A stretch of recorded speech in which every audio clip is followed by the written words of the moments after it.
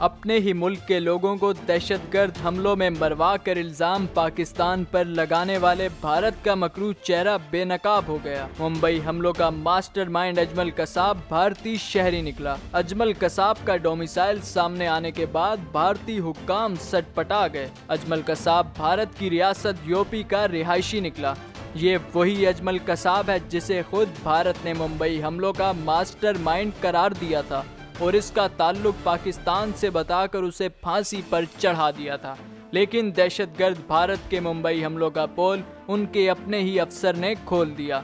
اجمل قصاب کا ڈومیسائل بننے سے پہلے اس کے مختلف دستاویزات بھی بنے، کیونکہ بھارت میں ڈومیسائل بنوانے کے لیے 11 دستاویزات درکار ہوتے ہیں، جن میں شناختی کارڈ، ووٹر آئی ڈی، passport, driving licence, ration card, بجلی کا بل، گھر اور پانی کے ٹیکس کا بل، بینک کی پاس بک اور دیگر دستاویزات شامل ہیں، جس کے بعد جا کر ڈومیسائل بنتا ہے، اور اجمل قصاب کا ڈومیسائل بھی اس کے تمام دستاویزات بننے کے بعد بنا۔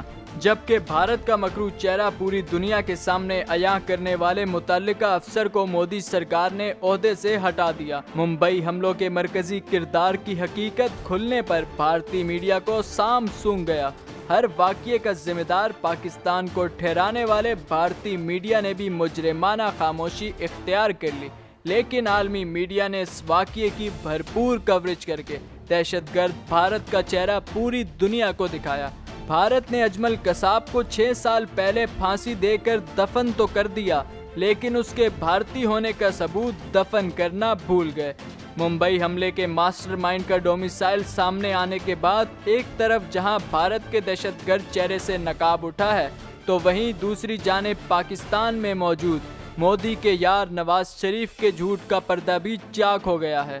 اپنی چوری بچانے کے لیے ملکی سلامتی داؤ پر لگانے والے خود ساختہ انقلابی لیڈر نے کچھ عرصہ قبل ممبئی حملوں کا الزام پاکستان پر لگاتے ہوئے کہا تھا کہ ممبئی حملوں کے لیے پاکستان سے غیر ریاستی عناصر گئے۔ نواز شریف کے اس ملک دشمنی پر مبنی بیان سے پوری دنیا میں پاکستان کی بدنامی ہوئی تھی۔ بھارت اور امریکہ کو خوش کرنے کے لیے پاکستان اور اس کے قومی سلامتی کے اداروں کے خلاف ہرزہ سرائی کر کے انہیں بدنام کرنے والے نواز شریف آج خود اتنے بدنام ہو گئے ہیں کہ جہاں چور کا نام آتا ہے وہاں ان کی تصویر چل جاتی ہے، اور آج دنیا ان کو اور ان کے خاندان کو چور کے نام سے جانتی ہے۔